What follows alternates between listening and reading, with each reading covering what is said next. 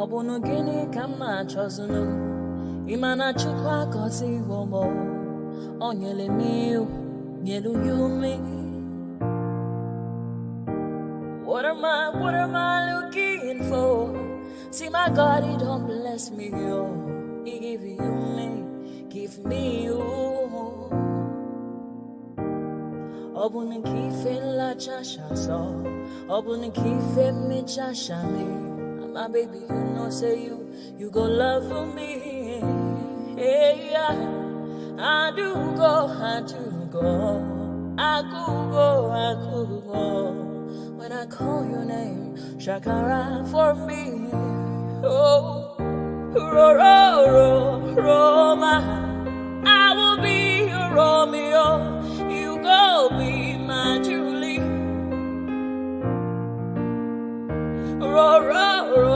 Roma, I will be your Romeo. You will be my Julia. Oh, give me your love and I'll go run away. Show me your love and I'll go use you play. Carry me, go me, I go follow you way. Follow you, they go. Maka munagi me and you. Okwa munagi, my baby and me and you. Me and you, Aqua Monagi, my baby. Obuzi kife la chasha so, Obuni kife la chasha me.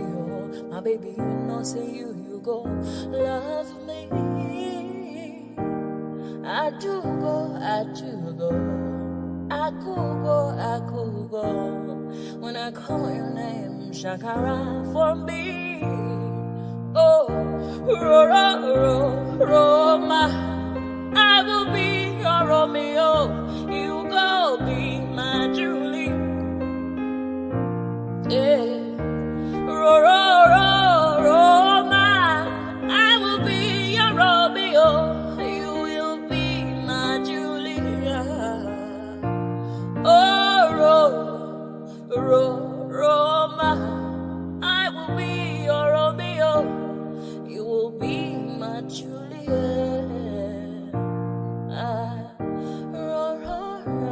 Roma, I will be your Romeo.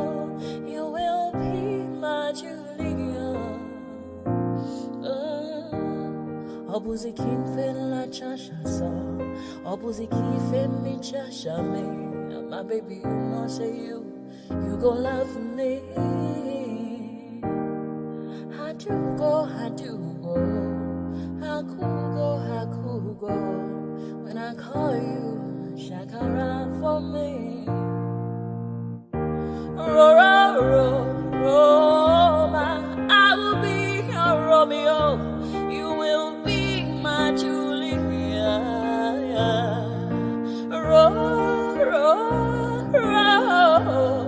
I will be your Romeo.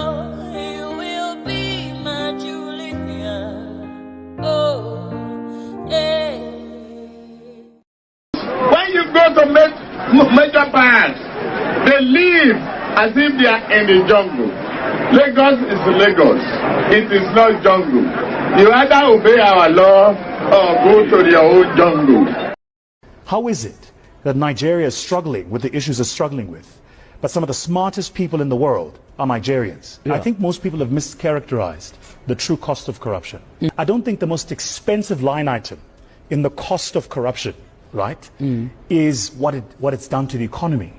I think it's what it's done to sentiment and what it does to talent.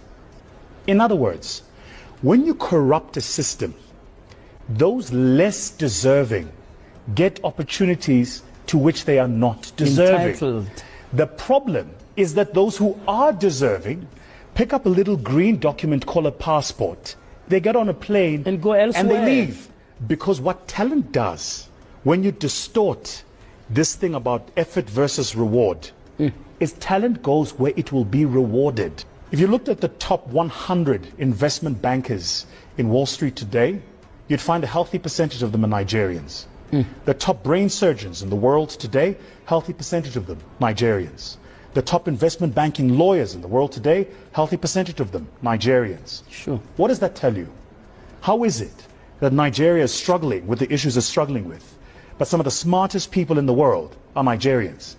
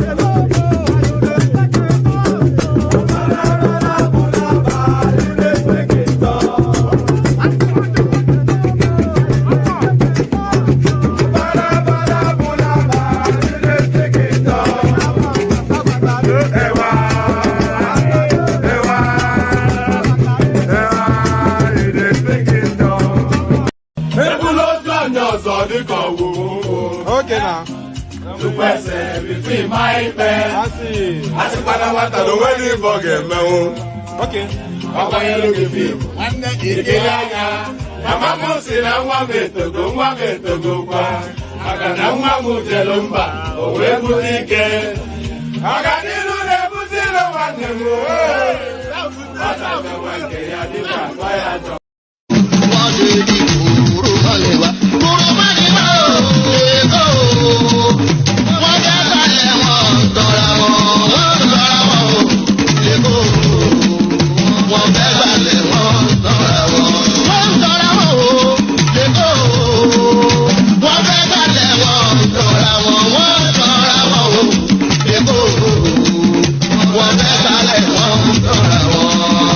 Ẹ̀jẹ̀ mi ni ẹ kí n gbọ́, àkọ́bí ewé ayò, ewé tún léje, ìtún ló ní ọ̀tún ẹ̀ ṣe, ìfà ló ní kan fà ẹ̀ mọ́ra, àìbínú gbogbo àtàrẹ, gbogbo méjì ọkà bàbà, gbogbo mẹ́ta ọkà wáṣẹ́, orí ló túmọ̀ ẹ̀dùn, gbogbo ọ̀nà ní túmọ̀ ẹsẹ̀. Akọni ìmọ̀ tú ìmọ̀ ọjọ́, ìmọ̀ èmi ni wọn kì í dálẹ̀. Wọ́n bá lọ mẹ́lẹ́mọ́, wọ́n á fi jóye ẹlẹ́mọ́. Akọni wọ́n bá lọ gbé fèrè, wọ́n á fi jóye ẹlòkò. Bọ́ọ̀wọ̀ wọn bá tẹ̀lé, wọ́n á fi jóye aláre. Àwọn mẹ́tẹ̀ẹ̀ta parapọ̀, wọ́n wá jọ ń pẹ́ mọ́, ẹ̀ẹ́mọ́ olóko jẹ. Wọ́n ń pa Akíntọ́lá, Akíntọ́lá ọmọ Ògún. Wọ́n ń pàdé Ìyọ̀dà, ọmọ Àtàlàbọ̀bà. Àkọ́bí wọ́n ń pàdé Ṣàtàdàdẹ, ọmọ ọba Ìjẹ̀bú Mèrè. Aṣíwájú odò gbólùkẹrẹ, Ajagun lólòdì ọ̀run. Tó o bá ṣe pé tìyẹ, tó o bá ṣe pé tìyẹ, lọ́ bá ń darí jọ wí. Àpérò mi kún gbọ́wọ́, ọ̀gọ́ ti ṣìgìdì máa gbé, àgétì ló máa ń gbé, àyàn ti ìlàyàn ewúrẹ́. Ọlọ́run dákun má padà lẹ́yìn ẹ, kó má gbàgbé ọ̀rọ̀ tẹ́. Aṣíwájú Ọlọ́run dákun má padà lẹ́yìn ẹ. Àkọ́bí Ọlọ́run dákun má padà lẹ́yìn ẹ. Ọkọ̀ olúrẹ̀lẹ̀ Ọlọ́run dákun má padà lẹ́yìn ẹ. Òdòlé sọ bẹ́ẹ̀, gómìnà sọ bẹ́ẹ̀, dẹ́pútì sọ bẹ́ẹ̀, ọ̀túnbá sọ bẹ́ẹ̀, spíkà sọ bẹ́ẹ̀, bàbá Ìjẹ̀bú. And there it is right there. Ọlọ́run má padà lẹ́yìn ẹ. May God never depart from you. So amen to that. And quite fortuitously, your super chat on the screen. So I think that song was directed in the direction of Ayo. So good day to you. Pardon me. good day to you. Good to be in your company. And how are you? So another day, another session. It was a somewhat of a weird session yesterday. I came on very late, and the movement was not especially, but we have the ebb and flow of it. That is the beauty of it. That is the beauty of live streaming. The sum total of the preparation that I make is just to gather talking points, and then I come present the talking points, and the rest is in the lap of the gods, and often it favors us. So it almost certainly will favor us against today, certainly, especially with the handsome super chat already on the screen. So good day to you, good to be in your company, and how are you? Hope you've had a gloriously wonderful day. I have had a decent day as well, so thank you for asking. So all that funky stuff, the usual protocol, click on the like button just as soon as you're coming in, subscribe if you haven't done that already, hyperlink that says StreamYard invites you onto the screen. So all of those things, I don't say them just as a sing-along monologue. It's not, I'm not rapping, I'm not reciting Bollywood lyrics when I say those things. I'm inviting you to actually take an action. So when I say click on the like button just as soon as you're coming in, I'm expecting you to be doing exactly that, because you come here routinely, and the viewership never in any instance seemed to mirror. There was a time we were averaging 100 plus super charts. So let me just set Thomas to the back for a moment. There was a time we were averaging 100 likes per session, but that seemed to have petered us somewhat, especially when we went through that bit of big phase. So don't get too worked up. It's only politics. If you spend as much time as we know you spend here, then there's categorically no reason. That's free of charge, though. So my assault on your wallet is when I'm asking you to supercharge, but when I'm asking you to click on like and subscribe, that's just a routinous thing. It's just just 2 flicks of the mouse of the button. That's all you need to do. So click on like, click on subscribe, do all those nice things. And also, if you're watching it in watch back, all those principles still apply. You can still click on the like button if you're watching it on watch back. You can still subscribe if you're watching it on watch back, and you can still do super chat, which is I think super tank, if you're watching it on watch back. So none of not being part of the live streaming prevents you from being participatory. The only thing you cannot do if you're watching it on watch back is join us on the screen. But if you do want to join us on the screen, the hyperlink that says StreamYard, I'm resending it again. It's been a good while since we harvested a new voice. So if you're a new voice, never been on the screen before, if you're a new voice, never been on the screen before, today might be that day that you make your debut. So break your dog. That's what that means, by the way. So make your debut on the screen. Come join us. We're always thrilled whenever we hear a new voice. It's only because it enriches the conversation even more. Because we already know somewhat the political leanings of the regular voices. But if you come in as a new voice, then you add a bit of a sparkle to the proceedings. So click on that, like, subscribe, click on the hyperlink that says StreamYard, and the $ at the bottom of the screen. We are expecting that to be used generously. We anticipate 5 super chats. Ayo set the example for more people to follow suit. So all those funky stuff. So let's get straight into the conversation, and we kick off the conversation with this one. So we go to the talking points and kick it off with this one. So you will be forgiven if you feel a sense of deja vu with this headline somewhat, because Ilorin seems to be the test hub of religious tolerance within the Nigerian space. Ilorin seems to be the test hub of religious tolerance within the Nigerian space. Remember when they prevented the Isheshe people from carrying out their festivities? It looks as though that somewhat excessive Islamic behavior is now cascading in the direction of Christianity. So the headline, Emir of Ilorin sent us to order you to disband. Muslim group storms Kwara Christian Center. So there it is right there. You see, there's actually a video clip, so we might as well watch it. Let me see.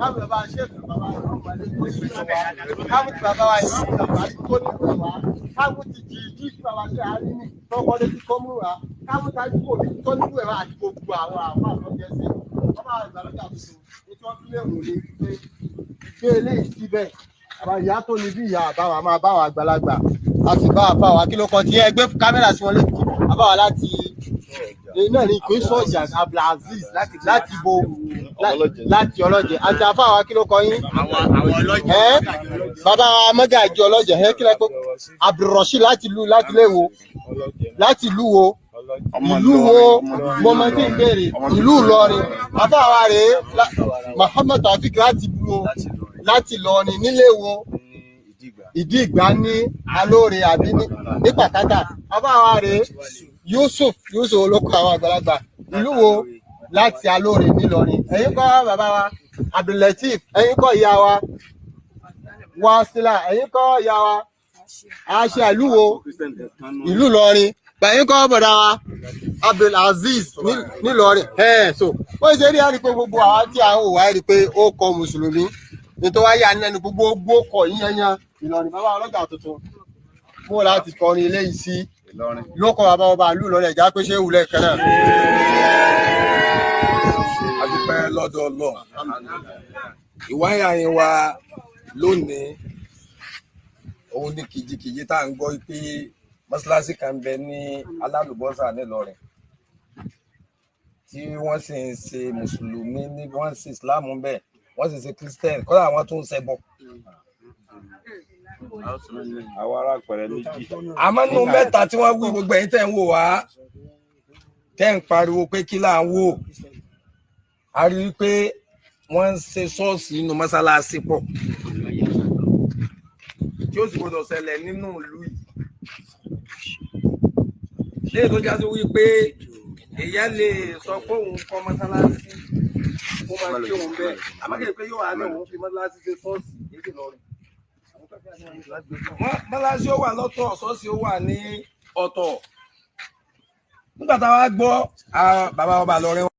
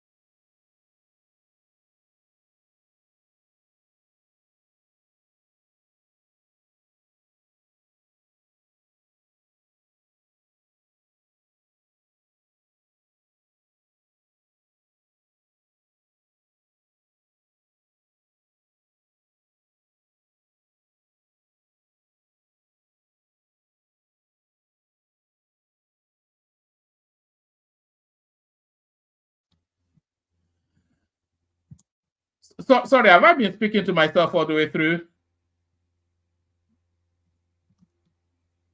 Hello, Ekene. Have I been speaking to myself all the way through? Yes, one man. God. I'm even just wasted almost getting to 1 hour. So Nobody's hearing. all of the things I've been reading, nobody heard it. Nobody heard you. I just Oh reading God. it. All right. Sorry. Sorry about that. I was unmuted. I just saw now. Anyway. Oh God. Oh.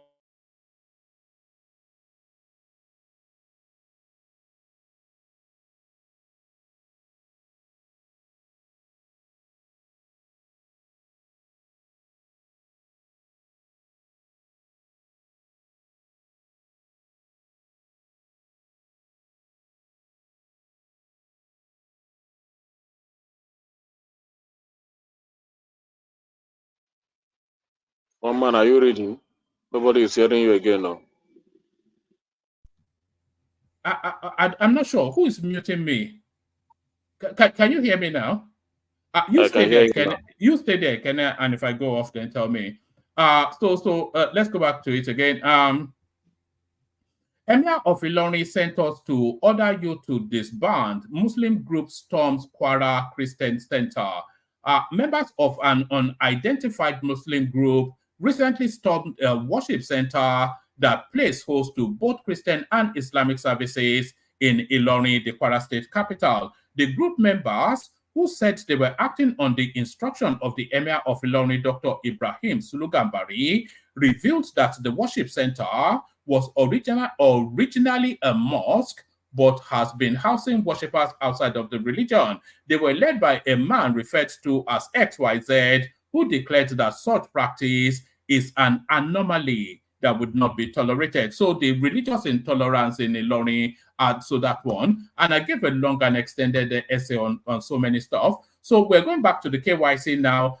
Courts back CBN directs banks to collect customers' social media handles. So this is the headline piece. I spent a lot of time on this actually.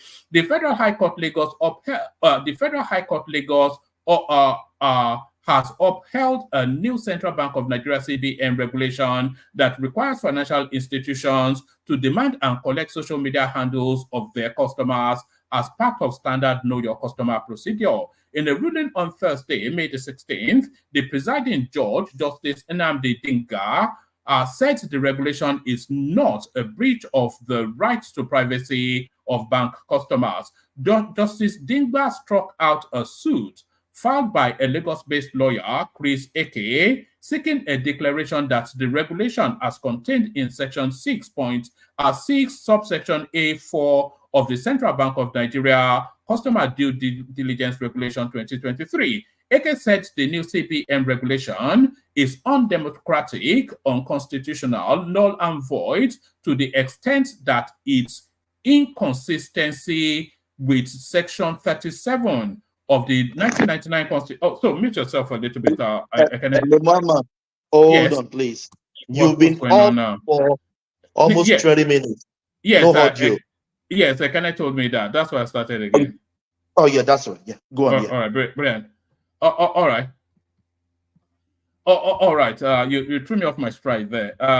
The Federal High Court Lagos held a The Federal High Court Lagos has upheld a Central Bank of Nigeria regulation that requires financial institutions to demand and collect social media handles of their customers as part of Know Your Customer procedures. In a ruling on Thursday, May the 16th, the presiding judge, Justice Nnamdi Dinga, said the regulation is a breach of the right to privacy of bank customers. Justice Dinga, who struck out a suit filed by Lagos-based lawyer Chris Eke, seeking a declaration that the regulation as contained in Section 6, subsection A6 of the Central Bank of Nigeria Customer Due Diligence Regulation 2023. Eke said the new CBN regulation is undemocratic, unconstitutional, null and void to the extent of its inconsistency with Section 37 of the 1999 Constitution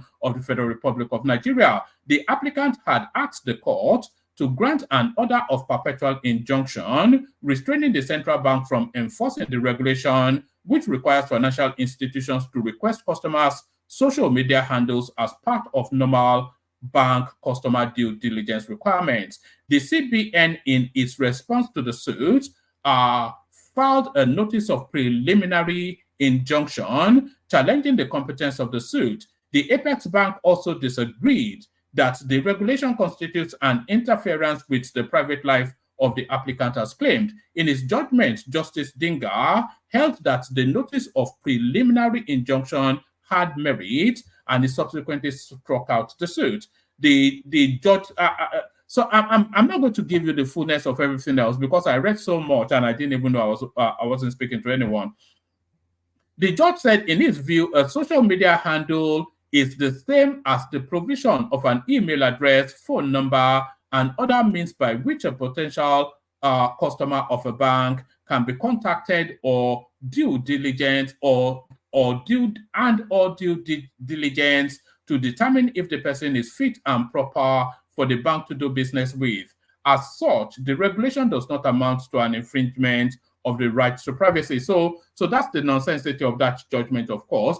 Banks demanding your social media handle does not infringe on your right to privacy. So this one I was saying, before I realized I was only speaking to myself, this one especially speaks to Ekene, who has been asking when this thing is going to be birthed. Students' loan application portal opens May the 24th. So that's that story that I kind of have been waiting with bated breath for. The Nigerian Education Loan Fund has said that it would open the portal for students to apply for the loan on May the 24th. Managing Director, NELFUND, Akitunde Sawyer, said this in a statement by the Media and Public Relations Lead, whatever his name is, on Thursday in Abuja. Sawyer said through the portal, students can now access loans to pursue their academic aspirations without financial constraints. The scheme kicks off with 1.2 million beneficiaries. The fund would be paid directly to the tertiary institution of the benefiting student. The student would also be entitled to stipends, which would be paid directly to them. The statement reads, the managing director of the Nigerian Loan Fund, led by its managing director, Mr. Akitunde Sawyer, are thrilled to announce the 24th of May 2024 as the official date for the opening of a portal for students' loan application. So it'll be interesting to see the demography that actually applies for that the most. I suspect that it will be overly populated by the obedience.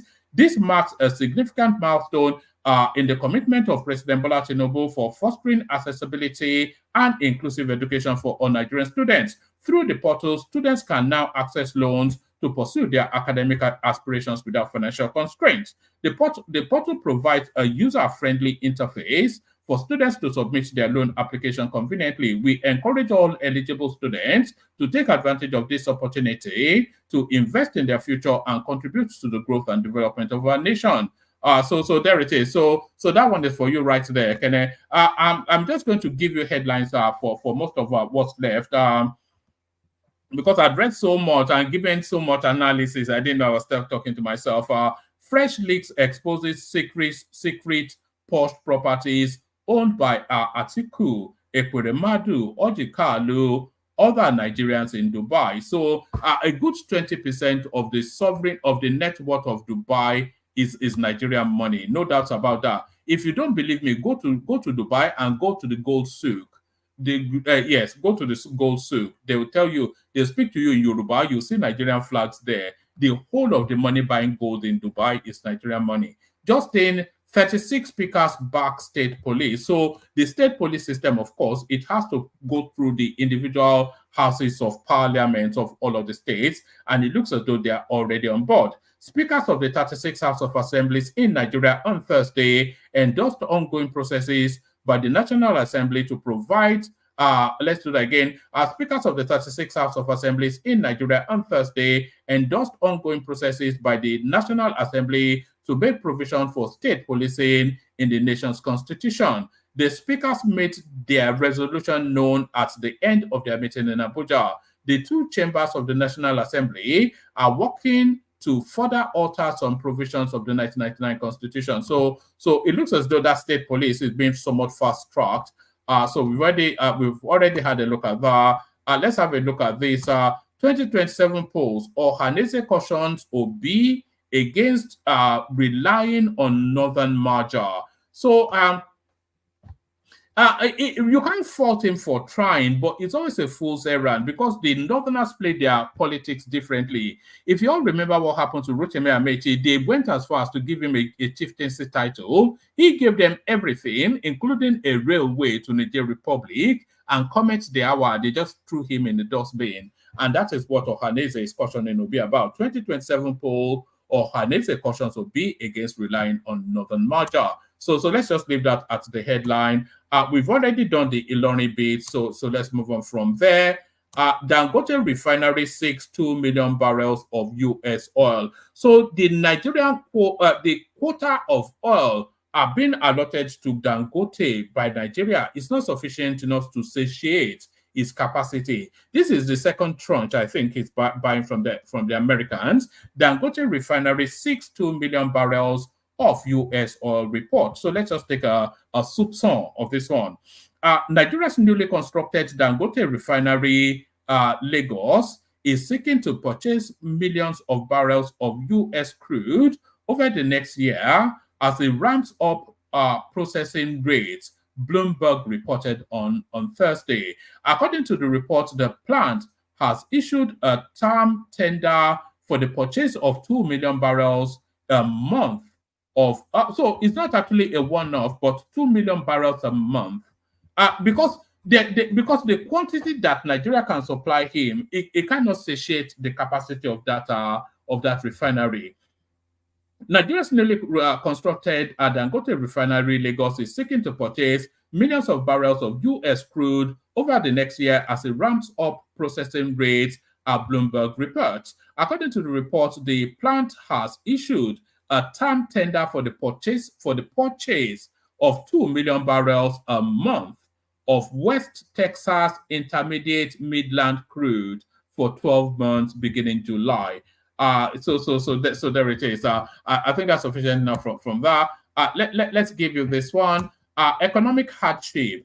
8 political parties converge on Kaduna. So still, they are trying to form that juggernaut party to try and wrestle power from APC. So good luck with that. BRICS. 2 new countries agreed to ditch dollars. So this is a narrative of Nigeria and India we are agreeing to do trade in their localized currencies. India and Nigeria agreed to use local currencies, not dollar, for trade. So I'm not quite sure how that works. On the heel of the de-dollarization agenda, BRICS member India and the African nation Nigeria have agreed to use local currencies for bilateral trade and not US dollars. The 2 countries officially signed a trade agreement where the majority of payments will be settled in local currencies ditching the US dollar. So they'll still have to establish value in the US dollar, is what I said previously. So that's that. Let me send the link again, see if the room can repopulate. We play the Kegite music, we kick it off. Apologies for that break in transmission. My phone was on silent, so even Thomas was trying to call me, but my phone was on silent. But let's play the Kegites and then we kick off. Water, only water, only water, where they see ma. Water, only water,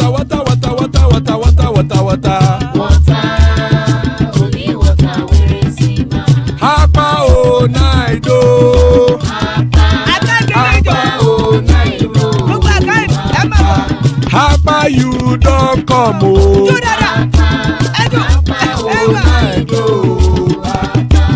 Hapa o naido.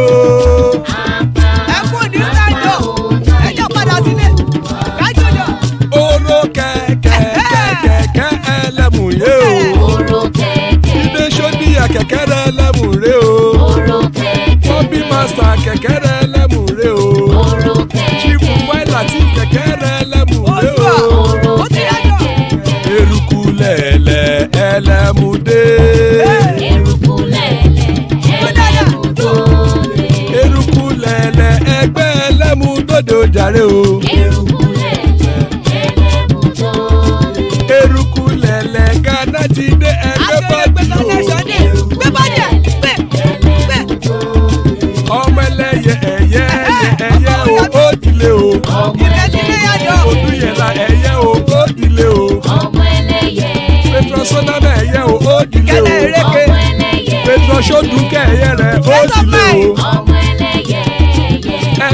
ọ̀run mú ìní o. Ó lè lò.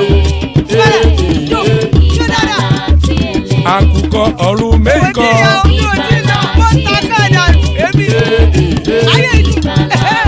Ikú kò ní ríwà gbéṣe o.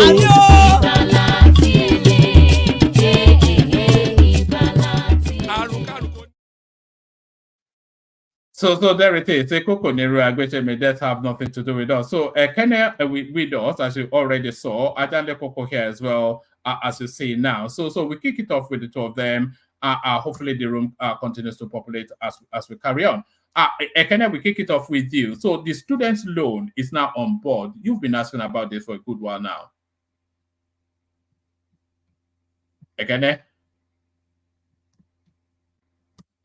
Are you there? I'm sure you can hear me now. Is he not there, or what happened to him? I don't know what happened. He's there. I don't know quite. Maybe he stepped away from his phone. All right. You kick it off for us then, Adanle Koko. So do you want to start with the student's loan, or do you want to start with the CBN now requesting to have people's social media handle as part of KYC? Okay, let me start with anyone. Doesn't matter. So, greetings to our listeners around the world. Click on the like button. Share and subscribe if you haven't done so. So with Cardoso, he said to get approval from the bank, maybe from the court, to effect the levy. Is that it? Hello? Woman. Not the levy, no. You know what KYC is, know your customer. So is all of these retinue of questions that you are asked if you're wanting to open an account with a financial institution. So the CBN has now come up with the regulation that as part of the processes of opening a bank account, the bank must collect your social media handles and check them as well. So a lawyer went to court to say this is an infringement on people's privacies, but the court threw it out. Well, to me, I think it's not right. Digging too much into your privacy, to your social media account and all the rest like that. I think that is too much privacy to ask for. I mean, when you want to open bank account, if I thought whatever your information requires, it should not go beyond your name, your address, your place of work, and stuff like that. But going to know much about your social media account and stuff like that, I think that is asking for too much. Well, you said I believe so. The bank ruled in their favor, so that person or whoever that took them to court can appeal. But as far as I'm concerned, I think it's quite excessive, isn't it? What would UBA want to know with my Instagram account? What's their business? What's that got to do with them? That I don't know. Can you hear me, woman? Yeah, perfectly. Yeah, so that I don't know. I don't know why they want to know too much about someone's social media account and stuff like that.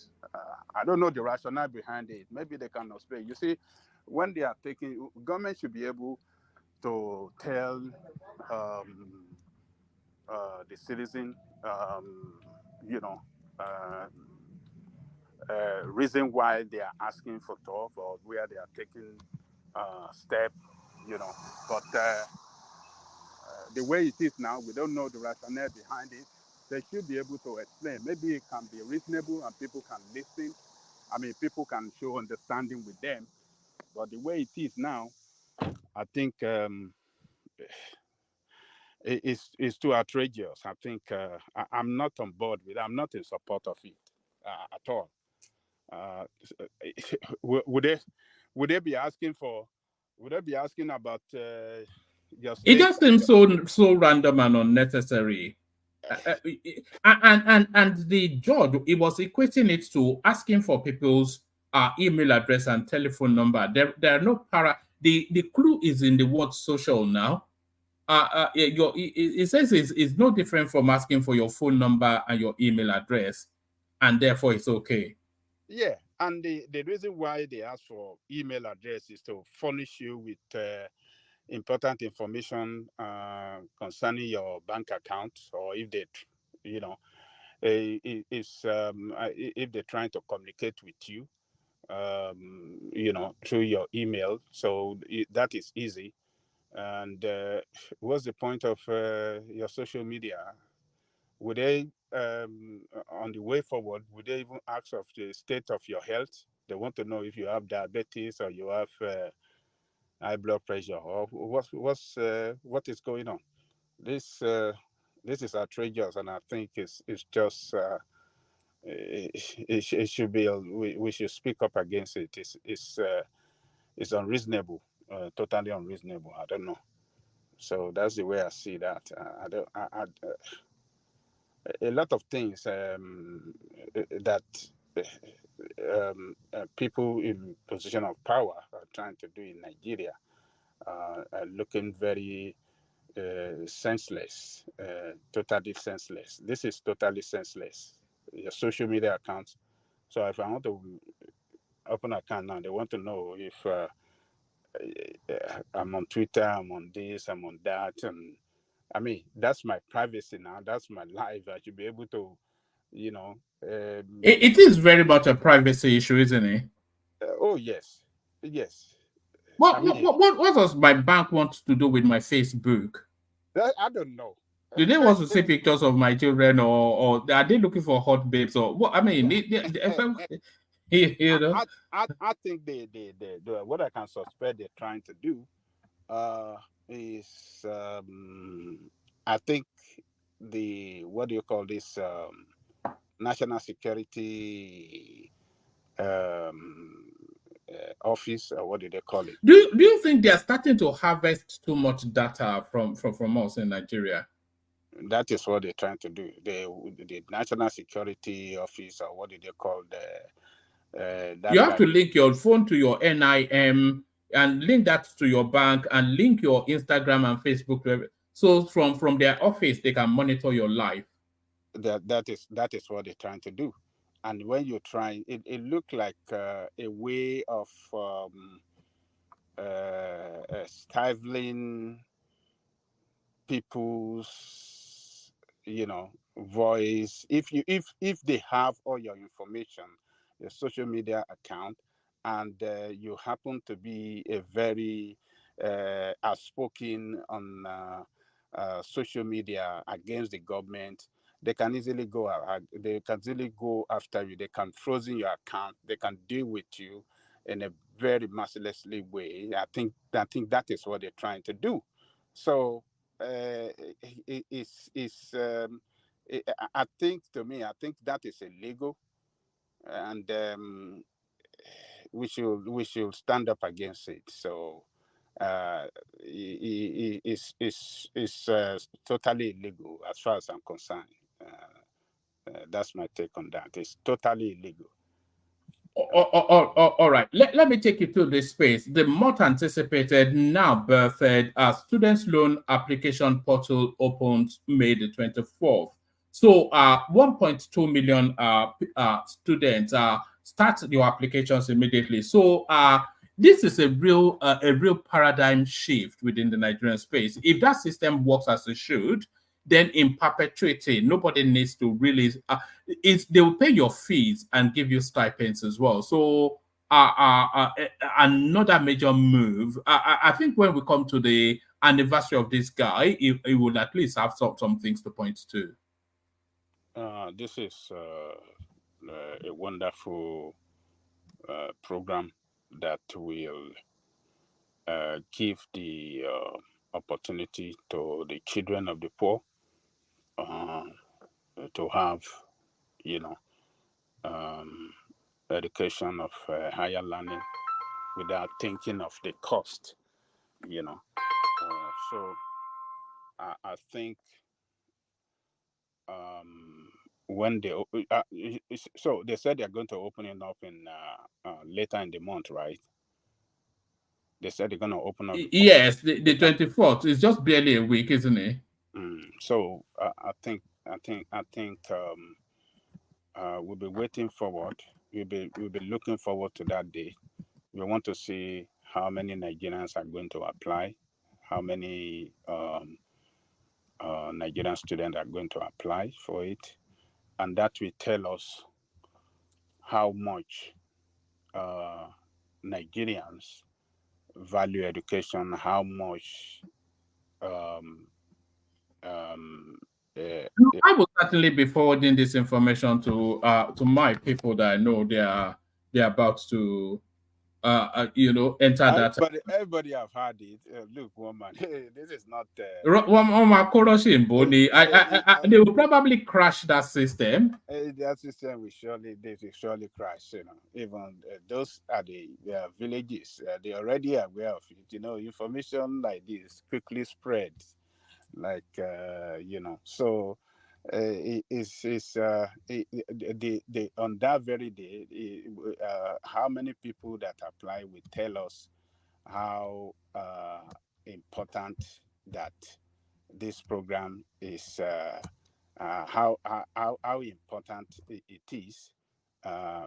So I think it's going to be a legacy that the Tinubu presidency will leave behind. It's going to be an historical program forever, as long as Nigerian exists. Students all over Nigeria don't have to worry about how much their education is going to cost, how much their housing is going to cost. Once you are eligible. I'm especially pleased for the female students who are having to do new and imaginative things to fund themselves through education. Some of those things that they do that are, at least they remove that as an excuse for doing all those solo show something. Oh, that's right. That's right. I mean, this will really, the important thing that they did is that there's no condition attached to it. Everybody is qualified. That is the most, that is what is so exciting about it. No stringent, conditionalities. You just apply. Once you have your letter of admission, they make payment directly to your school, and whatever you are qualified, for your financial upkeep, they will post that to your account as well, so that you can have money for your upkeep. While in school, you don't have to. But they have to be very, very clear on that. How much do they want to give them as that? I don't think the stipend will be anything especially generous. It will just be in barely enough to get by. Really to augment what you have already. So I don't think anybody can just rely on that to carry themselves to, because when they're saying stipends, what are the costs? Books, accommodation, feeding. So they're not going to give them enough to cover all those spaces. Yeah, maybe it's gonna be. Maybe they're gonna cap it at minimum wage. Who knows how much they're gonna do, but how much they're gonna pay to them. But the most important is the cost of education, the tuition, and whatever is attached to fees is to pay for the education. That is the most important, and once that is taken care of, they can the stipend, well, they can manage whatever given to them, and just to augment what their parents going to give. So I think it's going to be. I think they're asking you to speak up a bit. Can you hear me now? Yeah, a bit better. Yeah, carry on. Okay. So this will encourage Nigerian students maybe to stay focused more on their education and not have distraction on doing some other things. So it is commendable, and we want to see the success of it. And I hope that the what do you call it?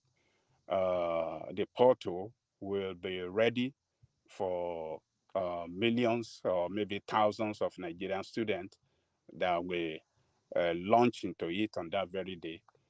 We want to see how it's going to happen. So, but I hope they manage it well and they make it successful, and every student can, show appreciation on it. I'm not saying that, what I mean by appreciation is that, I mean, they can report it on social media. They can tell us how they apply and how they got successful or approved for it. It's almost certain to be rubbished by Peter Obi and his crew, though. No, they're not going to rubbish that, because they will. They might try, but they will look stupid to rubbish it. I know, like you said, yes, if the port will crash, they might rubbish that. Oh, look at what they're doing. They cannot do anything. We told you it cannot be successful. Yeah, but but the program itself, I don't think any one of them, I don't know who you have heard from any one of them that have rubbished it. I've not had anyone, because this is a program that the youth are going to benefit. This is going to pay for their education, to get prepared for future, for their future, for their better future. This will prepare them for better future. So why are they going to condemn it? But I've not seen anyone condemn it. I mean, I just wish the portal will be able to withstand the storm that is on the way. So it's gonna be a legacy that Tinubu will leave behind, and forever. Cost of education, of education at the higher institution is not going to be problems to Nigerian students again. I mean, this is a remarkable one. I want to see the success of it. I want to see it successful, and the children of the poor will not be worried. The parents will not be worried about their children having, education of higher institution. Once they get past, what do you call it, secondary school education, it is guaranteed that surely once they get admission, uh, you know, uh, by any university, surely the payment for school is no more problem. Government will take care of that, and they have to pay it in the future when they start, working, and it's with no interest rate. It's zero interest rate. So one man, that is wonderful. Zero interest rate, isn't it? I paused when you said that because I wasn't quite sure if interest was being applied. There's no interest rate. It's zero interest rate. Zero. They are not paying interest rate on it. And to be repaid when they start their job, of course. So it's yes, be 2 years after they start start after graduation and they start working. 2 years. You could start as soon as possible, but they give you the grace of 2 years to commence payment. By then, you will have stabilized yourself, get your own apartment. I mean, start, get your own, get yourself stabilized economically, financially, and then they can start making the payment. So it's a wonderful It's a wonderful program. I wish it can zero. We don't have that here in the United States. There's no zero interest rate on your what do you call it? On your financial aid. Yeah, neither is it the case here. So I wonder how they're able to sustain it at zero interest rate. There should be a nominal interest rate on it. There's no. I mean, I'll have to double check that. I'm not sure if that's. It's purely, look, one man, it is purely government funded.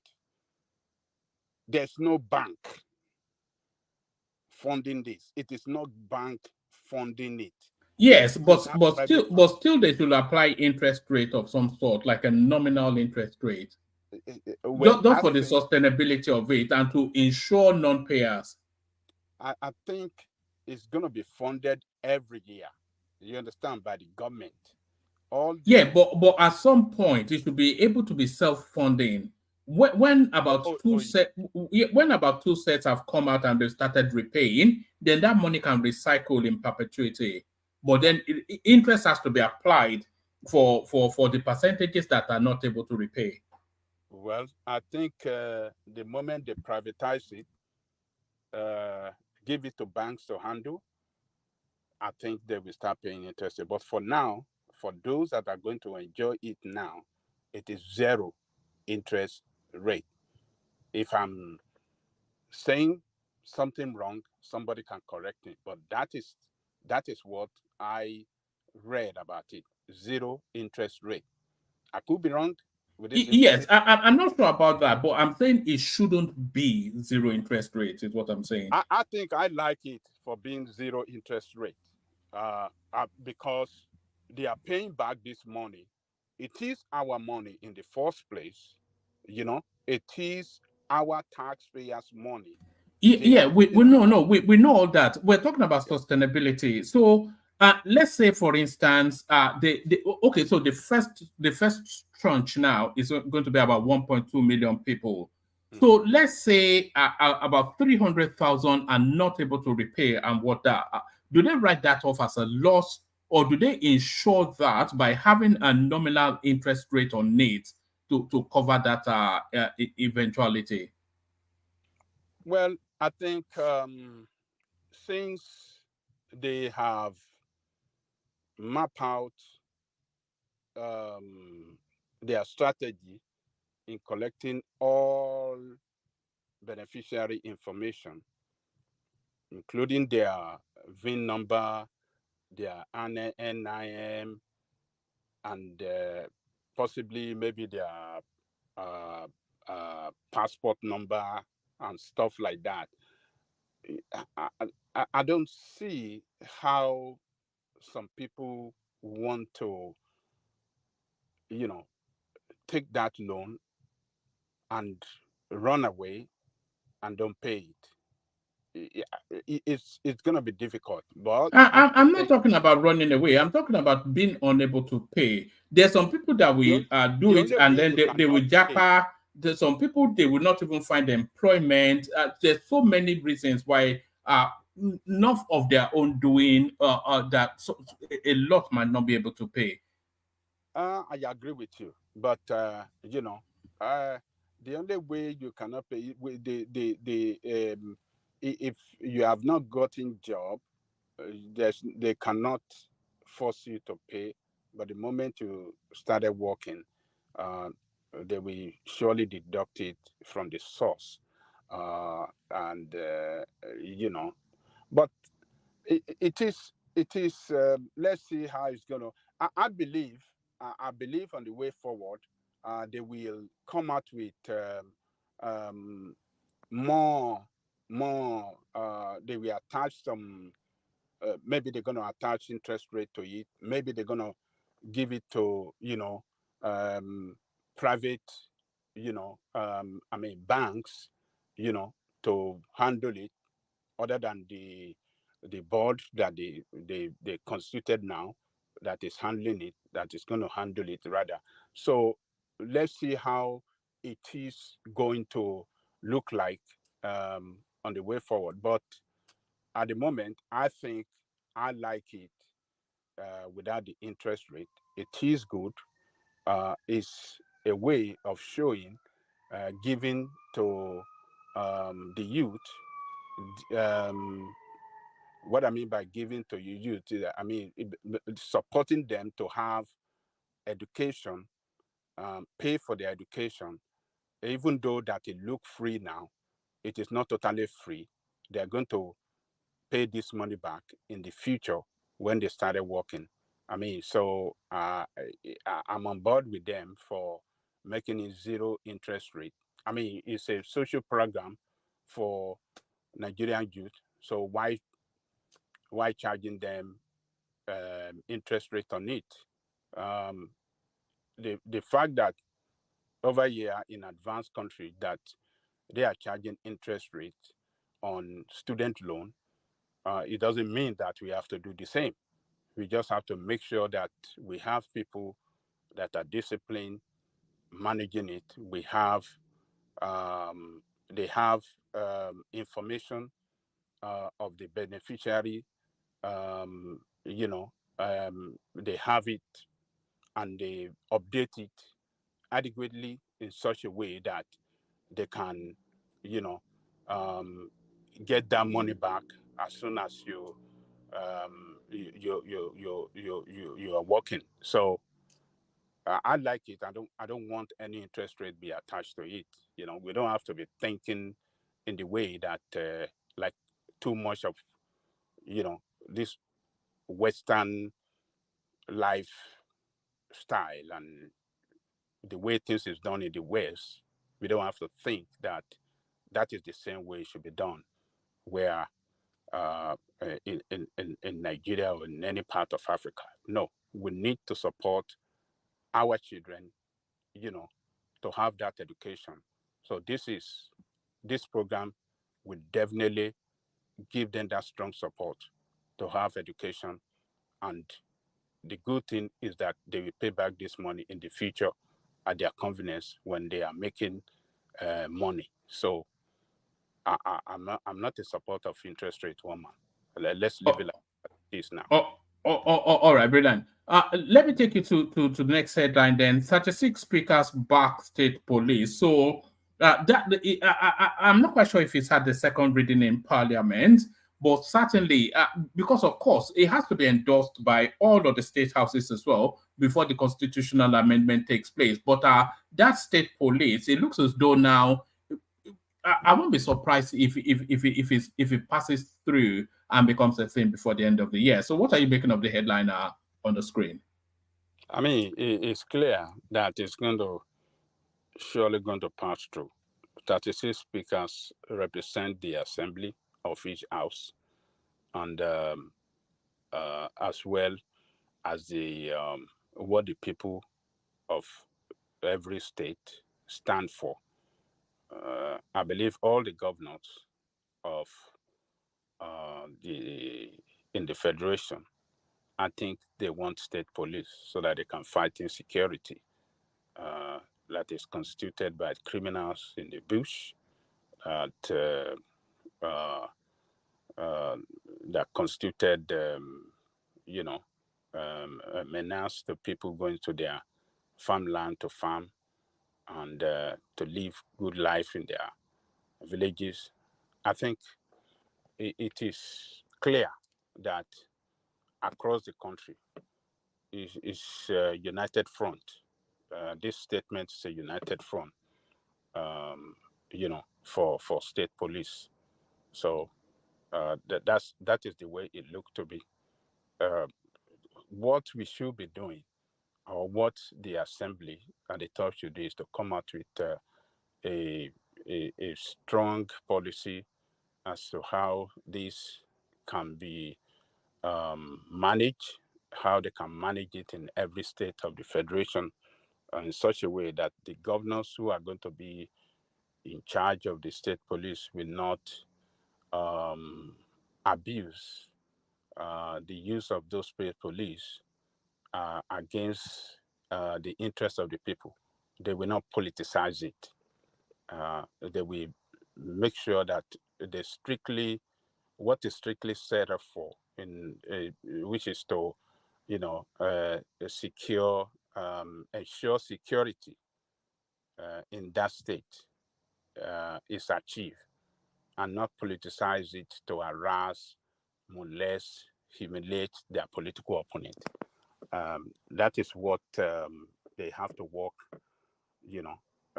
do a diligent work to make sure that the government cannot use it against their political opponent. That is what is so important to me. But this statement by the speaker from all the states of the Federation in support of this tells me that the country is united to have the state police, and it's so sure that it's going to come, surely going to come. We can't. We can't. We need it. We need it. We need to have a new policing system, or in addition to Nigerian police, that can, augment the effort of Nigerian police in tackling insecurity in that country. Doing this, to achieve success, we have to be prepared as well to equip them. They must be adequately equipped. They should be able to, equip them to go into the bush to fight and flush out those criminals in the bush. They must be flushed out. The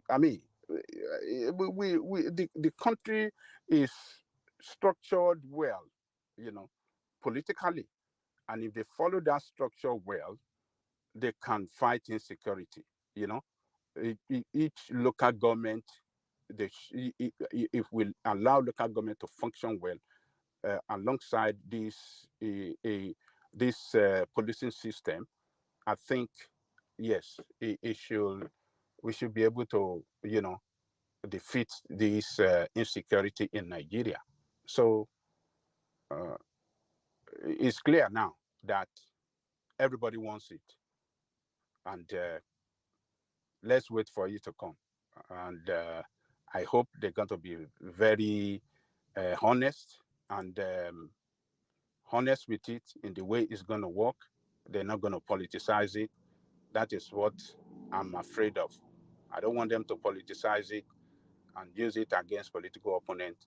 But to say for the fear of politicizing it and say, oh, we don't let not have it.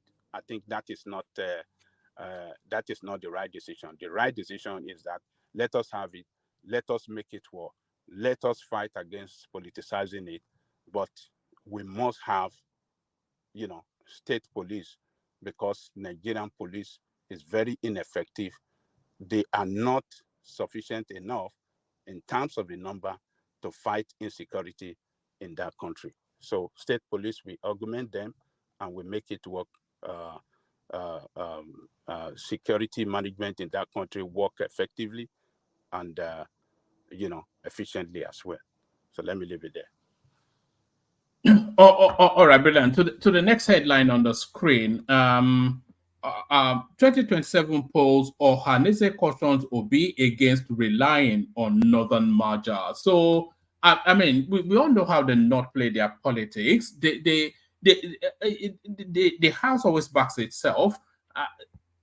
Do you see where the Ohaneze are coming from? Because we've seen it severally when people from Abiola, who was caught in the North, to Rotimi Amechi, who gave them a railway.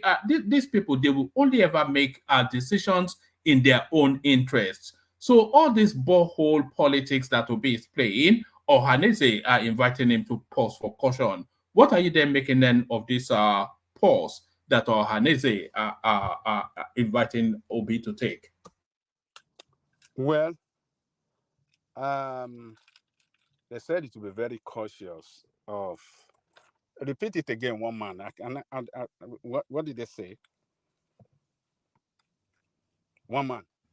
They said 2027 polls, Obi Ohaneze cautions Obi against relying on Northern merger. I think it's the narrative of all of this cozying up that he's been doing with Atiku Abubakar and all of these boreholes. So it's a politics that we've seen in the past, and the North, they only ever go for what serves their best interest. Well, I think that statement is not a good political statement.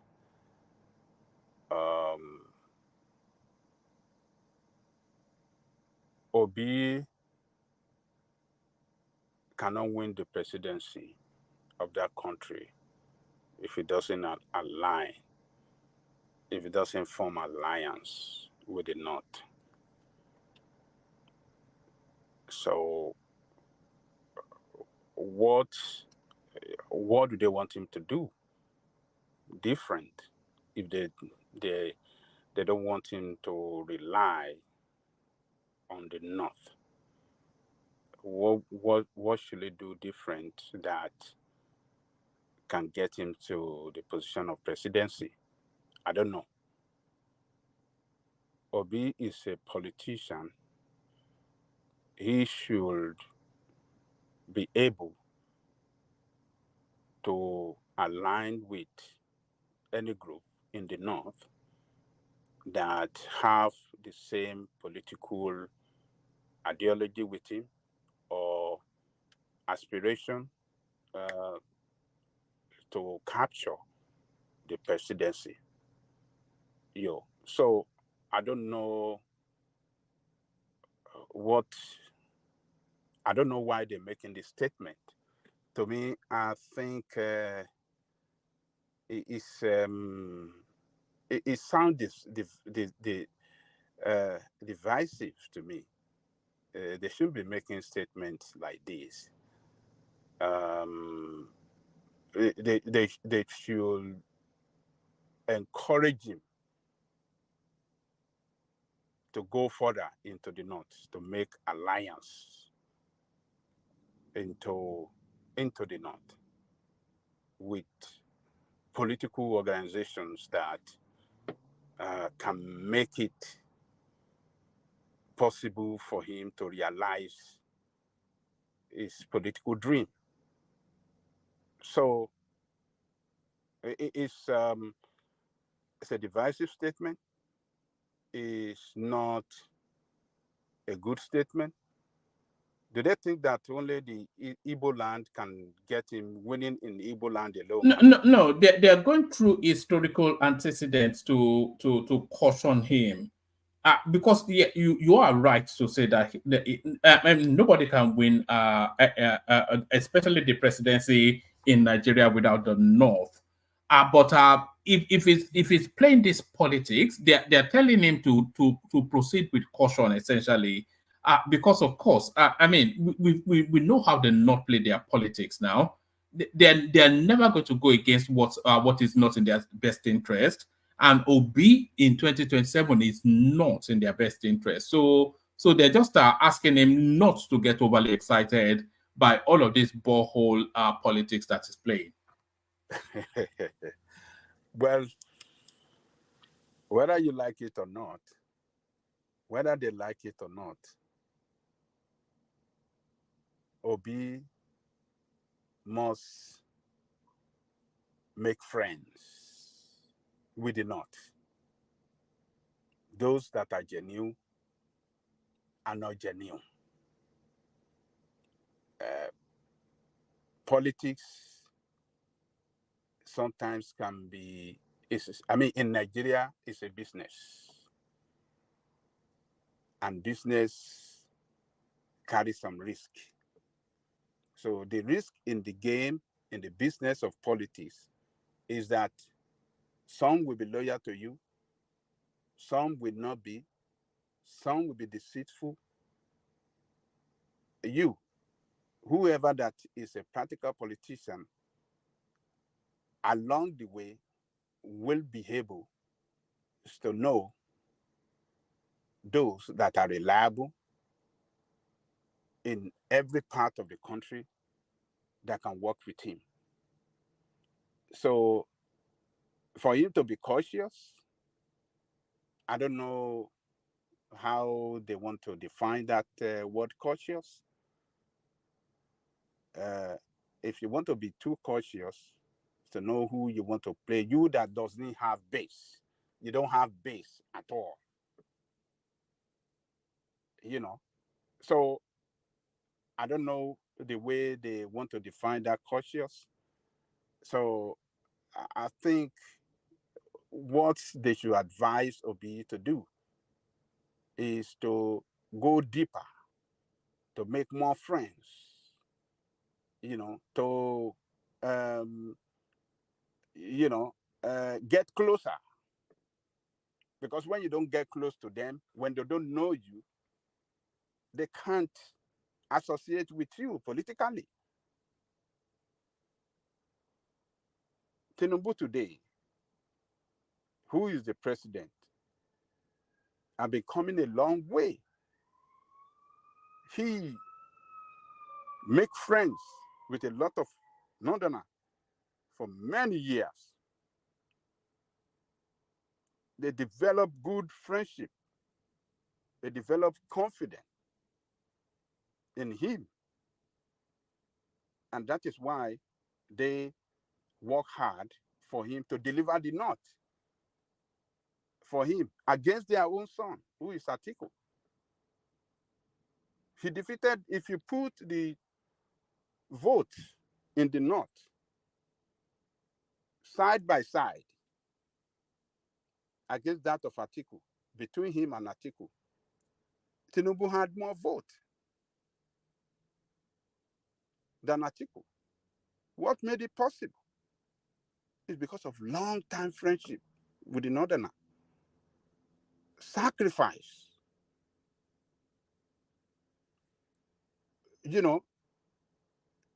It takes a hard work for Southern politicians to be accepted in the North. It takes a hard work. So I think what they should be telling him is that go further, get yourself, make more friends, get more closer, and develop confidence. Let them develop confidence in you, and that is what we will. That is what we attract their support for you in the future. So I'm not saying be more cautious. So the word cautious that they are saying, it's, to me, I define it as, Northerners are unreliable. Be very careful as you are playing your politics with them. That is what they are saying. So that statement is a very divisive political statement, which should not be coming from an ethnic, social, political organization like that. They shouldn't be making such statement publicly. It's a statement that to me, it sounds as like they're advising him, be very careful of the Northerners. They are very deceitful. They are not too reliable when it comes to politics. They are not reliable partner. That is what that statement, that is the way it sounds to me. Other person can interpret it in a different way, but that's the way I can interpret it. So to me, it's a statement that is not good enough. It's divisive, and they shouldn't be making such statement. So that's the way I see it. Obi, to be president of Nigeria, man, it's not easy, man. One man, particularly to get for a Southerner to get the support of the North, you must have worked your way through deep into them. that confidence, that friendship, strong, partnership,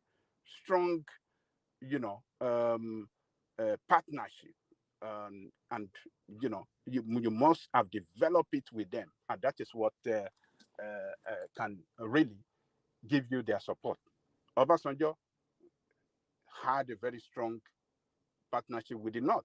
That is why he was able to win in the North. Abiola that won, that the election was annulled, he was Abiola, all the emirs, all the political leaders are all Abiola friends. They are all his friends. So Tinubu, who is that politician in the North that Tinubu at one time or the other haven't worked together with? Maybe, is it in the SDP you want to talk about? So that the Democratic Party during the Abiola days? Is it what is it?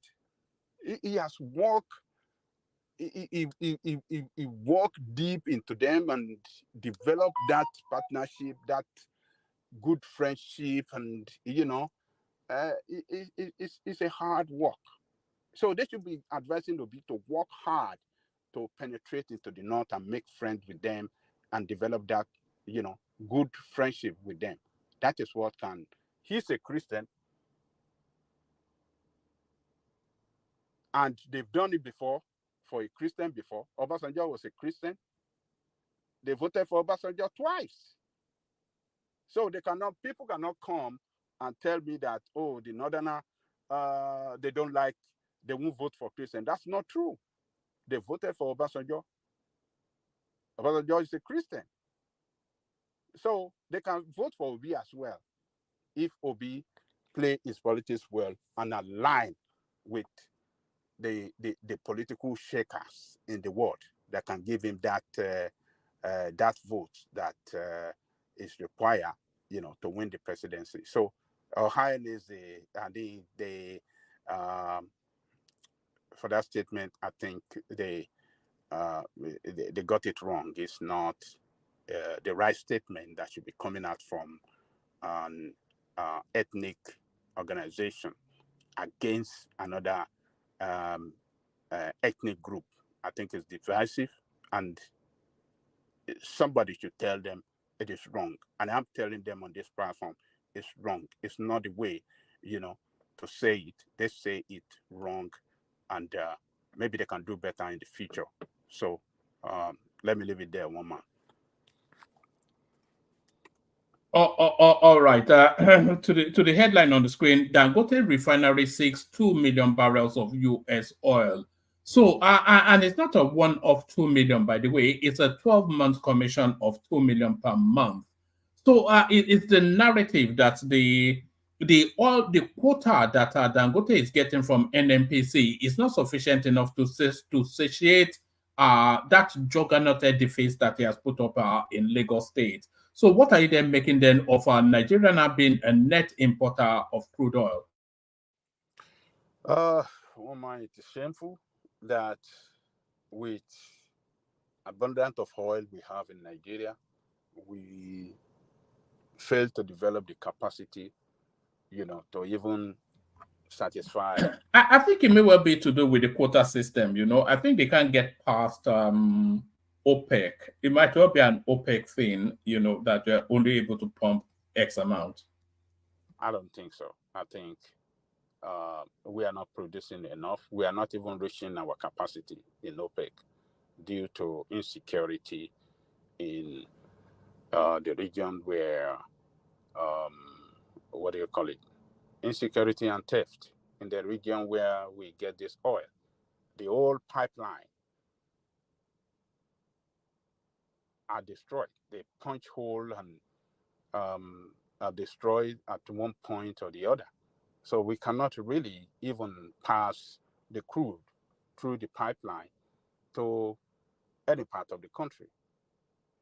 So it's just the rascality in that part of the country. Some criminals that that destroy pipeline in order for bunkering, and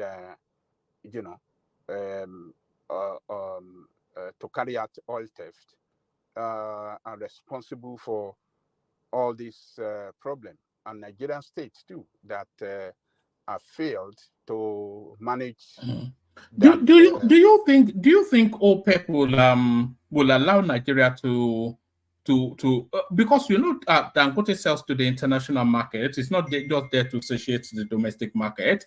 Do you think the OPEC quota will allow them to meet his needs on top of our already allotted quota? I don't know the way the OPEC allocation. I don't know the way it is managed, but and I don't know on daily basis how much Dangote refinery require. So if we know how much that Dangote require every day from us, and then we can easily say whether we are failed as a country to satisfy that demand by Dangote that is located within our territory. This money that Dangote will be paying for importation of this crude in United States should be the money to pay to us as a country if we have developed our capacity well. And like I said earlier, we are not meeting our OPEC quota. I think our OPEC quota is 1.8 million per day. I think we're around maybe 1.4 or so. So the 400,000 that we are losing every day is too much. 1 month, 400,000 barrels per day. I mean, that will have been that will have satisfied more than enough for Dangote production every day. But we cannot. We failed to achieve our full capacity in the production of crude, and we cannot satisfy Dangote's demand. That's why Dangote is spending these millions of dollars outside. So United States is benefiting from Dangote while we are losing money. So Dangote's money is creating jobs in United States. It's helping United States economy to grow, and our own economy is suffering here. So it's just a failure on our own side that an home-based refinery cannot get crude from us for production. So that by itself is that by itself is to me is it can be described as failures to achieve productivity in the country. It's bad for us that a country that is producing oil cannot satisfy adequately demand for crude for production. So that money is spent outside for importation. Do you know how much that's going to cost us? Dangote have to source, what do you call this thing? Forex from the central bank to pay for this crude from United States. And we are having forex problem. So when we don't produce in Nigeria and we are importing from outside, our currency value will continue to suffer. So it's a failure on our own side. There's no way we want to describe it. It's a total failure. And these are the things that affect the currency, the value of our currency, because we don't buy in Nigeria. We buy from outside. So now we are going to have some other refineries that are going to be springing up very soon. So how do we service them with the crude? Definitely, they will be buying their crude from outside the country. So the insufficient forest, we still have to use it to buy crude from outside. So there's going to be much pressure on the forex, and the more there is pressure, more demand rather for the forex, the more demand for forex that we cannot satisfy, our currency will take a hit for that. So they have to be preparing now to see what they can do to service the demand of this crude by this refinery. That is what can really help that country, economically, and improve productivity in that country. We must do something to satisfy the demand of all these refineries that are going to be coming up in Nigeria. We should be able to supply their crude sufficiently for production. I don't know how much we sell to international community. What are we talking about to international customer? But those that we have at home, we should be able to satisfy them. And because by doing that, that will create more jobs, that will, boost productivity, and that will help the economy, to expand. And so I don't. It's a failure on our own side that this guy is gonna be buying these things from outside the country when we have abundance of crude in Nigeria that we can supply him, but our failure to develop our potential, adequately is responsible for this. I might be wrong, but that's the way I see it. I know that countries around the world, even some countries that have refineries, they see source for crude from other parts of the world, for processing in that country. But in our own case, we have it, and we have, crude in abundance. We should be able to develop it. If we cannot satisfy our home base, refinery, then we'll be spending too much of the little forest, to import crude. That is not good. The economy will take a hit for that, and our currency will continue to, suffer devaluation in that respect as well. That's the way I see it. All right, Adele Coco, let me take you to one more space and then we'll wrap it up. I think everybody has gone to bed, so maybe we should as well. So I'll take you to one final space. Nigeria, India agreed to use local currencies, not US dollars, for trade. So it's almost like trade by barter. What are you making of that? Well, I think it is good for us, particularly now that we don't have enough forex. We have to. India represent. I think India is the biggest trading partner to us. Maybe between it, maybe China or India, one of them. So if we are trading in our own currency, I think that will enable us to save a lot of dollar, which is very hard to come by now, and use those dollars for other, other things. The bilateral trade between Nigeria and I wasn't even sure that it was this high. 11.8 billion. The bilateral trade between Nigeria and India stood at $11.8 billion 2022-2023. I never knew we were trading with them that much. Yeah. Is it higher than that of China, or China is higher? I don't know. I'm just getting it off this article. 11.8. So I think it will help us because even the trade between us, we are trading at deficit with them.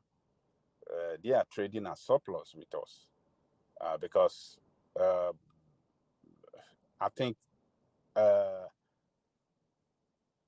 I think the value of our trade with them is maybe around 2 billion. I'm not sure, but I know. Compare it to what the value of their trade with us. I think they are far ahead of us. The gap is very, very wide. So, and then trading with each other in dollars, I don't think it benefits us the most. I mean, it doesn't benefit us at all. It benefits them because we are paying them in dollars for that 11 point something billion. So 11 point something billion in dollars.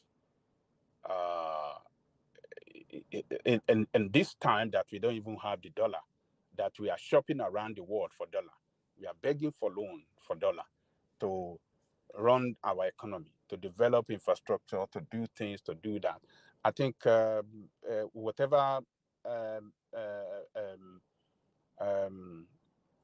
borrowing that we are getting now in dollars from international monetary fund or other financial institution should be targeted at, the specific infrastructure or whatever is targeted to develop in our economy. That is what we should not use it for consumption.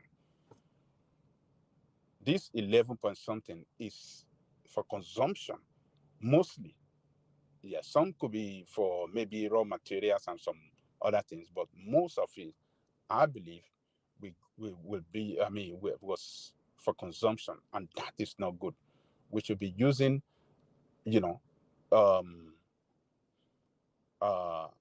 this dollar to particularly develop, specific sector of the economy that we make a meaningful economic impact in the economy. That is what the dollar should be targeted at and not used for consumption.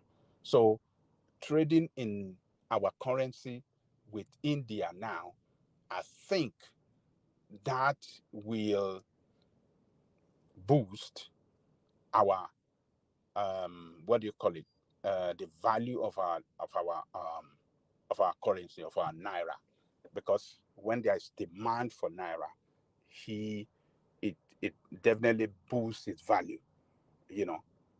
Indian will be demanding for naira now, to buy product in Nigeria. So, and that is good for our currency, and that will stabilize our currency. And when our currency is stabilized, that will stabilize our economy as well. So I hope this same thing can be done with China. If we can pursue what we are trying to do with, this trading payment in naira with China as well, I think we will save a lot of dollar, and that will definitely help our currency to appreciate in value, and we help, and that will bring the stability that we are looking forward to against dollar, and that will satisfy. I mean, that will stabilize, our economy. That is good. Woman, it's good. I wish they can pursue it vigorously and try to, pursue the same measure with other currency, but other country, particularly China. Those two countries are the biggest trading partner with Nigeria, China and India. So it's a good thing.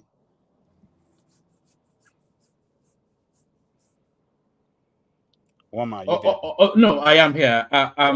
Brilliant. Let's get a little cameo from Baba, and then we just wrap it up. Baba, you came in at the last minute. We're just about to shut it down. Baba. All right. I'm not quite sure Baba is fully ready. So, Ajale Koko, let's wrap it up and then we'll reconvene again for tomorrow. Maybe we'll start earlier. Don't go yet. I'm here. All right. Let's hear from you, Baba. How are you? A very fine evening to you, one man. And Aja, Otujometa, Kiningon. Wow. People in the comment section, I salute you all and our esteemed listener. Please click the like button.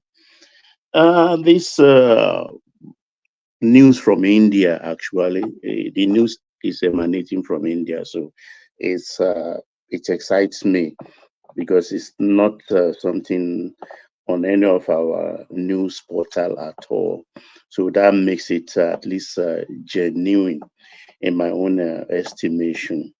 And I think it's a good thing because the bulk of our pharmaceuticals, finished or raw materials, are always from India, particularly. So I'm not surprised at the size of the trade, which is 11 billion. But on balance of trade, I don't know on whose side it is lopsided. So whatever it is, I know definitely it will be against Nigeria. But if we are it's on our side. Exactly. So if we are paying in their local currency, I mean, which is readily available, which they can pro forma invoiced against, I think that will help businessmen to a very great extent.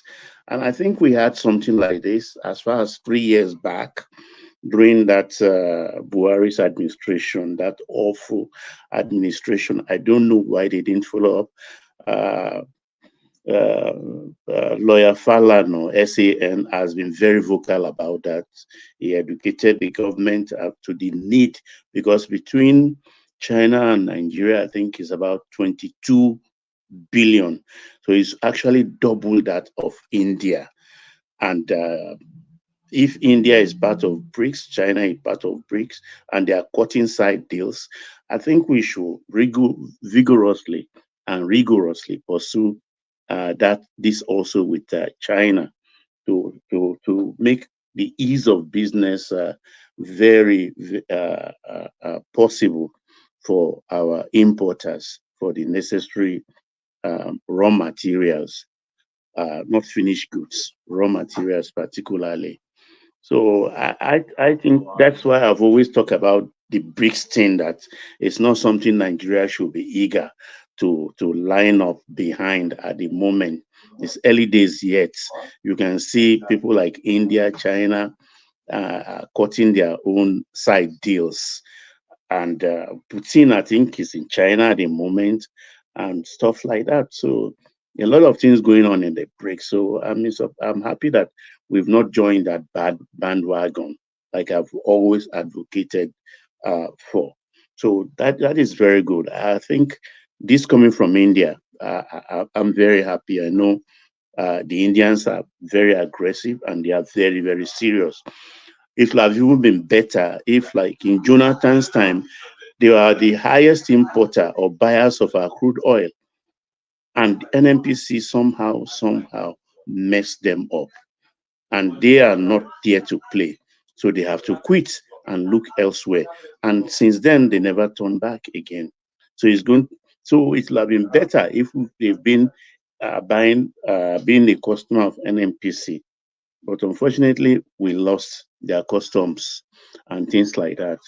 So I just hope this government will follow up seriously and then know exactly what to do to actualize this arrangement. And then for the Dangote refinery, I think we are talking as if that refinery belongs to us, Nigeria. No, it doesn't belong to us, even though we have a 20% stake in it. Still, it is a private business, and it's not yet on the Nigerian bourse, that is the stock exchange. So it's still very, very private business. And Dangote being a businessman. That refinery is so modern that it can use several types of crude oil, several blend of crude oil it can use. So it doesn't rely much on the sweet crude like we have in the Bonnet Light. The advantage the Nigerian oil has, that is the sweet crude, is that it is cheaper to refine and easier to refine than any other heavy crude and stuff like that. So, but he has his buying house in London, his agency. So he's well prepared for this. So he's because there is no way we can meet the quota of a 650,000 barrels per day capacity refinery. There is just no way, because the highest we that will also run in conflict with our OPEC quota, wouldn't it? Yes, because the highest I think we've gone was Jonathan's time. I think that was about 2.2 or 2.3. And ever since, we've not been able to do it again. I think during Buhari's era, it was, I think, about 1.8. But as we speak today, it's just 1.3, even though our OPEC quota is 1.8. And we have several refineries of our own, which is owned by Nigeria, Warri, Port Harcourt, and the Cardoso refineries. We have to also feed those refineries when they come on stream. Besides those modular refineries springing up here and there, I think we have about 9 now, and Nigeria has a lot of work to do. We have to think properly, and because that is one of the easiest source we have of making money so far. And those modular refineries are also private. We lure them into investing in it, and we have to supply them crude too. But fortunately, most of them are very close to raw materials. They are not too far from raw materials available. And I think those that are within oil wells that has been abandoned, I mean, they should encourage them to explore possibility, because no well is totally dry. No well is totally dry. At least they can always get something out of those abandoned wells for the time being, because we have to feed them. Though most of them are not going to refine petrol immediately, they are mainly diesel and polymer and stuff like that. But those are good for exports, and they are foreign exchange earners for us. So we are onto a good thing, but we have to really put our thinking cap on and use the right people to pursue a very fine policy that will help our dire situation which we are in at the moment. But as for Dangote, I think that's why the refinery is on a free trade zone area. So he's free to come in and go. What we just require of him is the appropriate taxes for him to pay and stuff like that. When we have oil available, he can buy from us. Good thing. Cheaper too, because I think the policy now is to sell to them in Naira. But I don't think that policy will go too far, because you can't sell to him in Naira and then he will in turn shortchange us and sell his refined products in dollars outside, because I don't think we have control over what it takes out. So we have to be very, very careful selling things to him in Naira. So this is my take on that. And what's the next topic again? I can't remember. We were talking about the state assemblies endorsing state policing. Well, in the beginning, a couple of times we've talked about, discussed it on the panel. I've always been in support, but now that it looks like reality, I'm a little bit afraid. But those we can, because of fear of misuse or misapplication.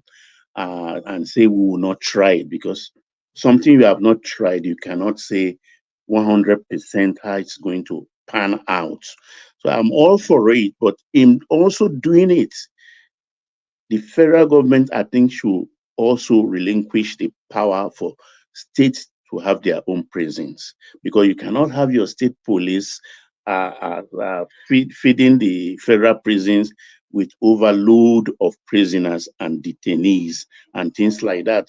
So let the state also, in formatting their state police, also have their own state correctional facilities to take their detainees and prisoners, so that the federal government will become a little bit light in that aspect, and have enough money also to use for other things, particularly health and education. So it's okay. We can try it, even though my fear doesn't really count in this. And let's see how it's going to pan out. No problem there. So the earlier, the better.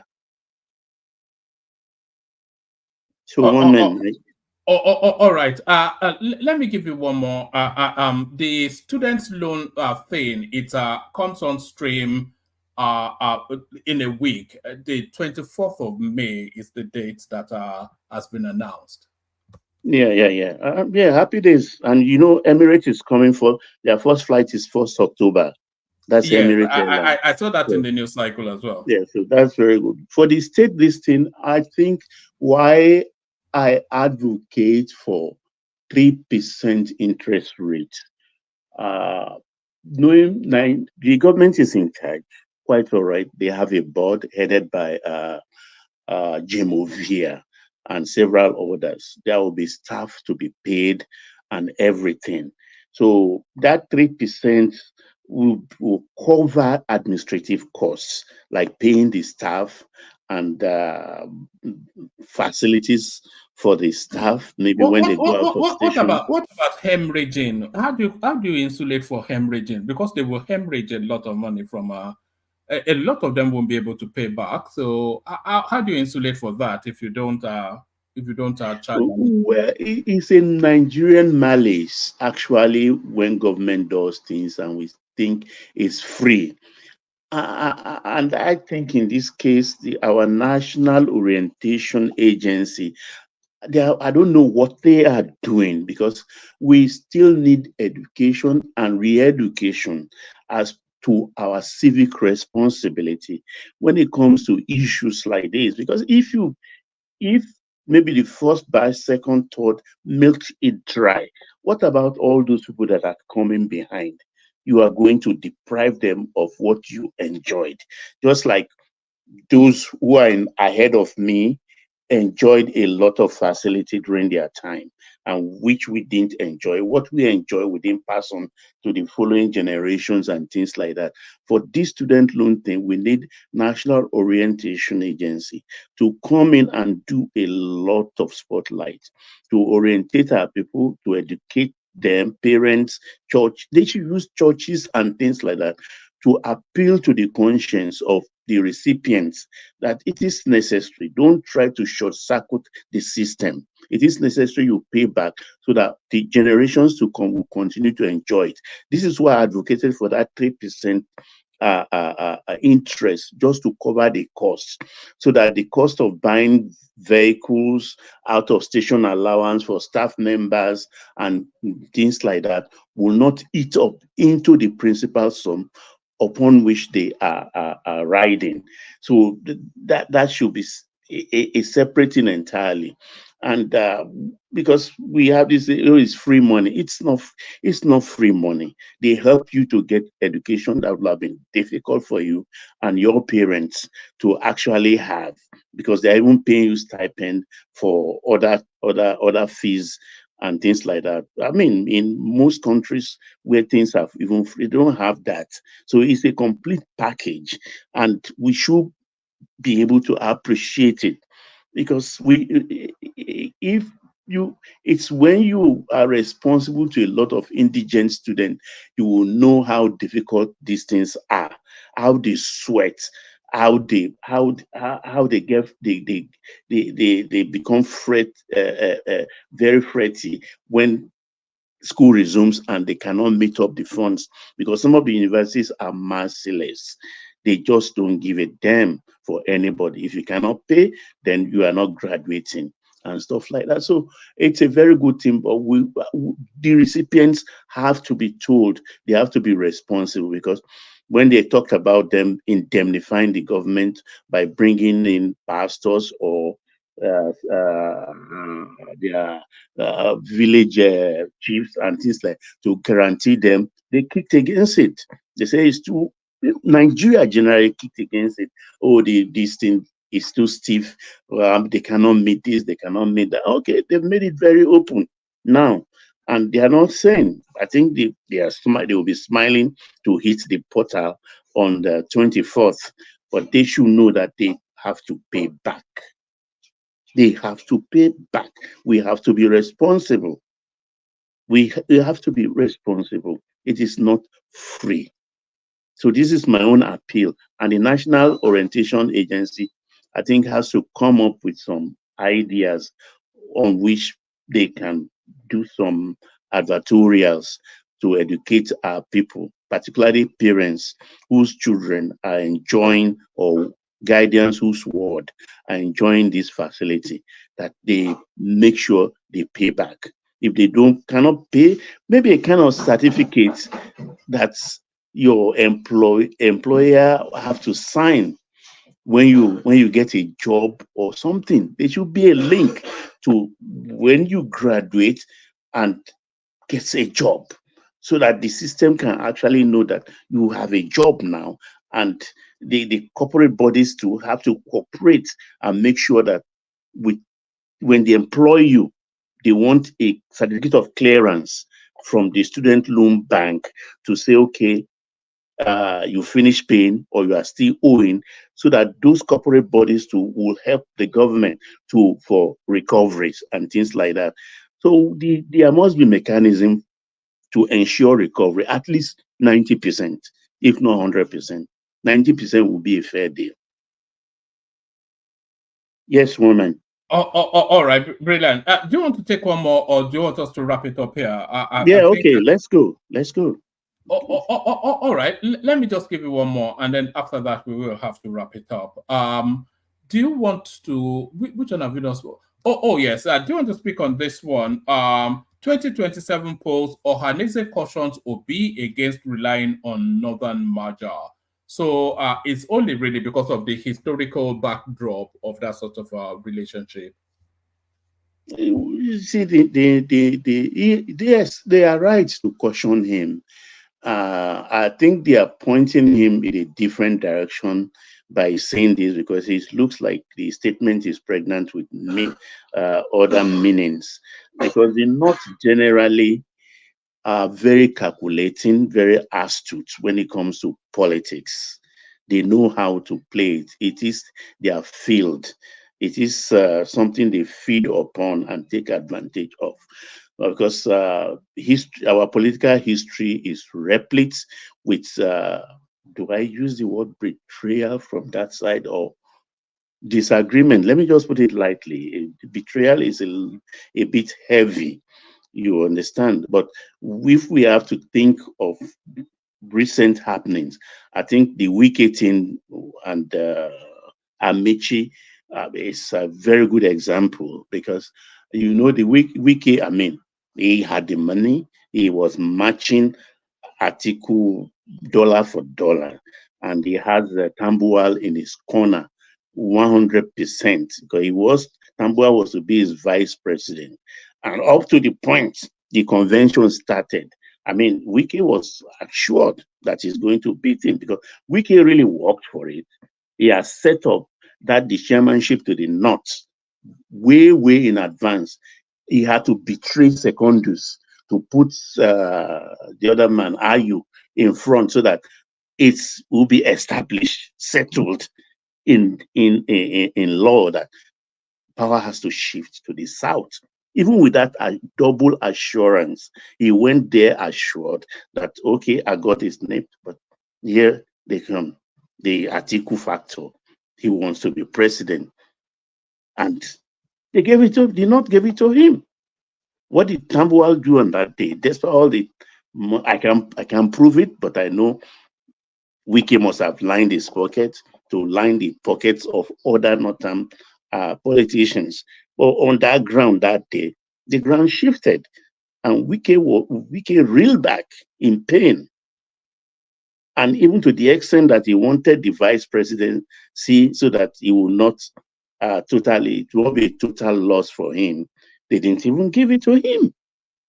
And Amechi also, I mean, I was sure Amechi was Buhari's candidate because Kasina gave him a big chieftaincy title. Because of that, I mean, he went further to establish Transport University in Katsina, the rail to Madara, or what they call it in Nigeria Republic and everything. So I was saying, well, he has played his card right. And I thought Amechi will even get it. But to my surprise, Amechi failed. Amechi failed. So if Obi is now going well, there is always a first time. So maybe he should work hard, because this thing, I will tell you for a fact that it's easier to become an America's president than to be a Nigeria's president. It's very easy. Very easy to be an American president, because Nigeria's politics is very, very difficult. The terrain is very, very rough, and you have to work hard at it. They don't give you on a platter. So he's doing the hard work now, but he shouldn't think or rest on his oars to say, okay, 4 years job is enough to pander to the north and everything, and he will get it. For example, when we talk about the Onosonye's report, I had it. I know what I had from the presidency in Nigeria, that the Pilgrims Board will be scrapped, which means that government will not have hand in sponsoring pilgrimages. But yesterday, Shetima stood and talked about 98 or 90 billion or 98 billion being used to subsidize pilgrimage. Who are these pilgrims? The bulk of them are in the north, and it is politics. Rather than use his own money, Tinubu using his own money to do that is using government money against what we were told. That is politics. That is pandering to the north. That is preparation, part of the preparation for the next election. So this is a problem. The north is an important part, an important and integral part of our political space. Without carrying the north, it's very difficult. Jonathan did it though. I think he won the whole south and won just 1 or 2 in the north. But that was a special situation then. The kind of support Jonathan had then. I think that was the election of 2012. Was it 2012 or 2011? I can't remember now. So Obi to come now, I think he should continue on the trajectory is on at the moment, and let's see. But I don't envy him. I don't envy his position, because those people are not easy. You can't even read them. You cannot read them politically correctly. So it's not going to be an easy job, particularly when it's challenging an incumbent like Tinubu, who is not even using government money to sponsor pilgrimage. And they don't joke with that, because they will use it as campaign silently in the north to say, look, in the last 4 years, 3 years, this man has been subsidizing your pilgrimage. You've always gone to Mecca to pray for him and things like that. And when it comes to religion, it softens them up, particularly when it comes to this Mecca thing. So it's not going to be an easy job for him at all. But age is, I think, still age is on his side. He just turned 64 or so. So in under 7 years, he will be 71. So let's see how it pans out. Maybe he'll be VP then. I don't know. All right, brilliant. Baba, let's wrap it up here. Okay, woman. I think most of our people have gone to bed, so maybe we should go to bed as well. The topic two is not there. It's not exciting to them. So yes, let them rest. We get this like that sometimes. The super chatters, of course, are yours. And that's Ayo right there, and Abdul. So thank you to both of them. I feel someone like we cheated them. We don't give them the full 7 hours that they anticipated, but there it is. We'll keep it short and sweet. Thank everyone. See you tomorrow. Thank you, Adele Koko. Thank you, Baba.